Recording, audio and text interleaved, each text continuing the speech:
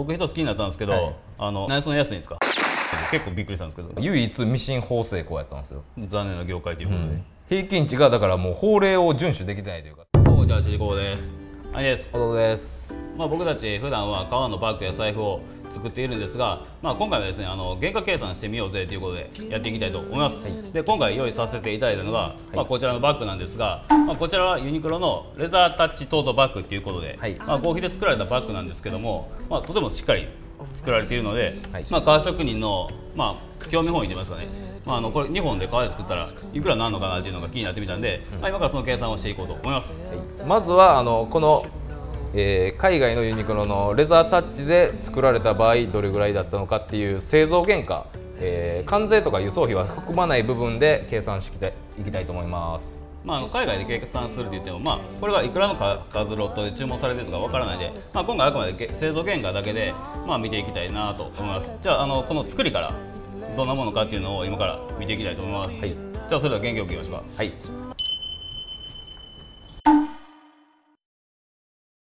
じゃあ今からこのバッグの作り見ていきたいと思います。さあどうですか？これ僕ねまずすごいと思ったのが、この表の生地と同じ生地を中にもこうフルに使ってるんですよね。全部のパーツがだから貼り合わせで作ってるから単純に生地の量が倍いると。そうで、合皮やからロールに巻いて、わからないで、そもそもこう貼り合わせの状態で効率よく出てきてるんかもしれないし、でこれ乾いたらできひんからさ。そうやな、皮は形一枚一枚違うので、もちろん傷一つないということで、素晴らしい作りでございます。でハンドルはここはステッチは入ってないですね。普通は革製品を作る場合はステッチ入れて留めるんですけど、ボンドで留まってるんですかね。使ってるその接着剤も違うと思うので、ガチリ止まってるんかなと思うんですけど、僕ら革職人の感覚から言うと、ここ塗ってないとコバが塗料ですね外れてプラーンってなんですよね。そういうトラブルあるかなと思います。生地についてどうですか？革職人の僕らから見てこう表面だけ見て革か合皮か分かりますかね？これ正味写真じゃ全然分かんないですよ。で実際こう見ても革かどうかって言われると正直分からんし、触っても正直表面しか見なかったら分からない。さすがレザータッチ、レザータッチ、だからそういうことやなそういうネーミングなんやな。いやそうだよ、すごいですよやっぱり。でも唯一その作り手の立場から言うと、中には全く傷のないところしかないんで、不自然には思いますよね。どっかには絶対傷あるはずなんで革ですと。っていうところで違和感あるかもしれんけど、これが全部オールレザーですって言われた場合に、そんなもんなんかなと思うことはただ革職人でも思いません。ただここのマグネットのところに使ってる生地の裏側が見えてるんですけど、ここを見たら合皮だなっていうことは分かります。多分その床面っていうんですけど、そこ見ないと合皮かどうか分からないんで。縫製はどうですかね？普通やごくごく普通に上げられてると。これロット分かんないですけど、これ例えば100万個上げてるとしたら逆にすごいなと思うけど、その100万個普通のそのクオリティで上げ続けるっていうのはすごいなと思います。で結構この分かりづらいんですけど、手間かかってるのがこのコバ、この端っこの塗料のこと言うんですけど、コバってこの全部のところの切り目の部分に塗ってるんで、これは職人目線で見た時に結構手間やなと思いますね。塗るだけじゃなくて乾かさないといけないんで、その場所も必要になってくるんで、この大きい素材をコバ塗って、乾かしておく巨大なスペースとその時間がすごいなと思いますね。僕たち革職人が言えることは、非常に良いトートバッグだということは言えます。じゃあ計算していきますか。そうですね。じゃあ外交で作ったらいくらかっていうのを、数量を含めながらやっていきたいと思います。じゃ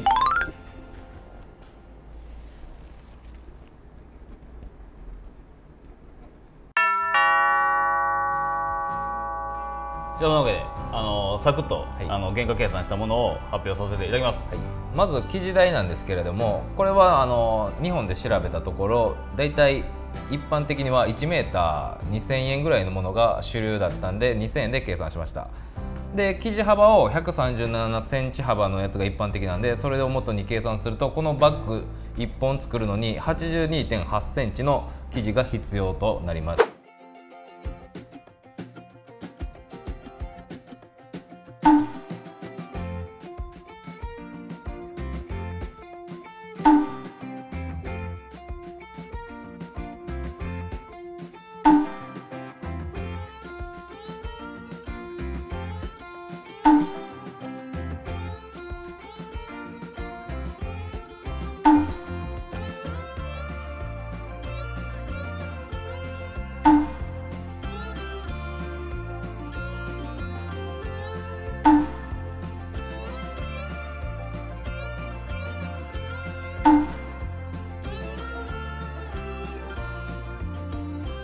で計算すると、1656円生地代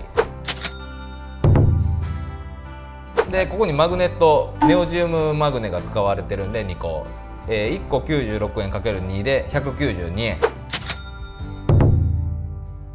で、続いて工賃なんですけれども、はい、これは厚生労働省が出してる賃金構造基本統計調査による職種別平均賃金、これが令和元年に調査されたものがあって、職種別に載ってるんですけど、その中でミシン縫製工の平均賃金は時給に換算すると887円、はい、ということが分かりまして、で次に日本総研さんのアパレル生産から見たアジアの労働集約型産業の未来という論文から、日本に比べてだいたい縫製業の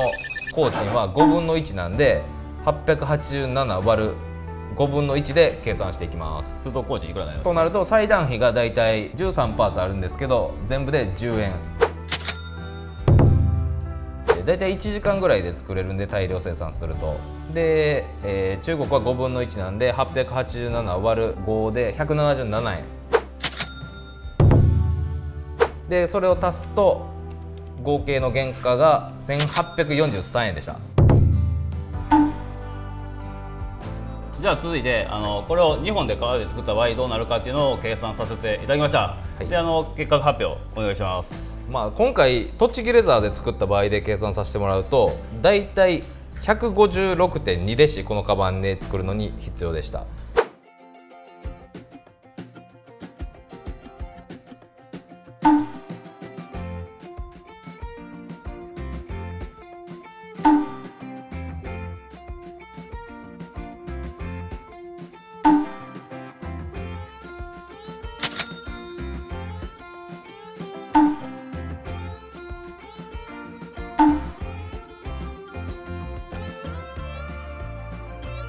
でそれで計算すると革代が14,214円で、裁断が13パーツで日本だとワンプッシュ10円なんで130円で、1時間で作ったとしてさっきのデータを元にすると887円。じゃあそれを合計すると全部で15,231円でした。15,231円ということでございました。今回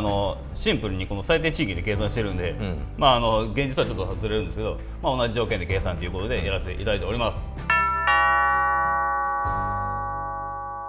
じゃあそのわけで、はい、ユニクロのレザータッチのトート、はい、これ仮に日本で作るといくらになるのかでございました。で僕一つ気になったんですけど、はい、ミシン縫製工、はい、何その安いんですか？880円で結構びっくりしたんですけど、僕もこれ作るのに調べてみて、このデータを元に見たらこの1000円を切ってるのが唯一ミシン縫製工やったんですよ。残念な業界ということで、平均値がだからもう法令を遵守できてないというか、最低賃金がだいたい全国、場所によって違うんですけど、平均したらだいたい最低賃金って930円、887円なんでだいぶ下回ってると、唯一守れてない業種がこのミシン縫製工。革だけじゃなくてアパレルも込みですか？はい、全部込みですね。なるほど。こんな感じで日本でもちょっと原価最低賃金割っちゃってるんで、せめてそこにはたどり着くよう、発信しながら頑張っていきたいなというところで、中国は中国でユニクロで言いますと、ちょっと社会問題あったじゃないですか。ああいうこともあるんで、買う人に全然関係ないですけど、革であろうがトートバッグであろうが誰が作ってやろうがで、物を買うときに、ちらっと生産者の顔を思い浮かぶきっかけに、なればいいなと思っております。かといってナイキとか不買運動とかされとったんで、あんなんするとまだ逆に作ってる人が路頭に迷っちゃうんで、なんかちょっとでもね値上げできるように、頑張っていく努力を、我々もしていきたいなというところです。で我々の目標で言えばそのミシン縫製工の賃金をとりあえず903で持っていくということですね。全体が僕らのいけてますけど、この会社は。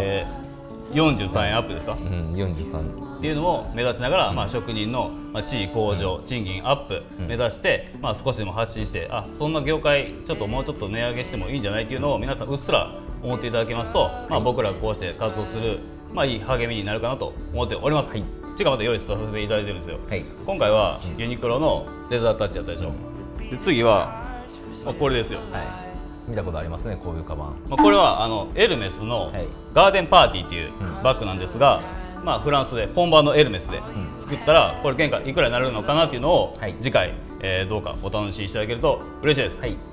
僕たちは週2回、水曜日と金曜日の20時にライブ配信させていただいております。ものづくりに関してわからないこととか、ミシンの使い方とか、メンテの仕方わからないことございましたらコメントいただきますとリアルタイムで納得いくまでお返事できますので、まだライブ配信の参加もよろしくお願いいたします。でこのチャンネルを見て面白いと思ってくださった方、こちら今チャンネル登録マーク出てますので、そちらクリックしていただいて次回の動画も見ていただけますと嬉しいです。でその上にですね、我々新進工房のホームページのリンクも貼らせていただいております。なので僕たちの商品もそちらで見ていただけますと嬉しいです。高評価もぜひともよろしくお願いいたします。では次回もよろしくお願いいたします。さよなら。